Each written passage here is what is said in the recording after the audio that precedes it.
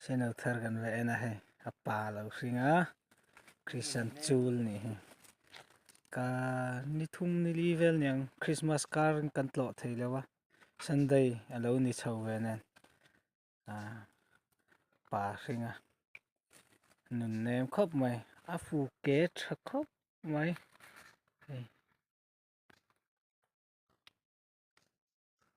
zai dam lutuk mi nail sar mày nè.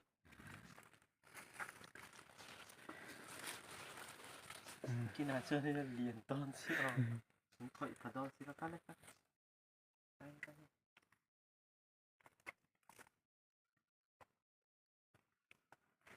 Sial đi chú tiền ăn nấu tế đủ tuyên khỏi sạch tự ta rắn rẽ ràng chú rắn phim phim hi rắn chỉ sang cho hi ăn dai đầm lẩu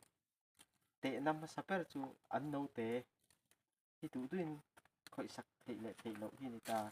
vong ta chú có khỏi sạch tay là cho nên miếng xiên Min pin sabi. sao chú vào cho vai bông mol tiền cái gì na tiếng dễ đi sạc cỏ tế bộ ui tế bộ anh này tu lâu tế chú là cả tế cho anh cỏ ta cho Sial tế cho rắn dai lắm là ốm mà xoay hi atik lắm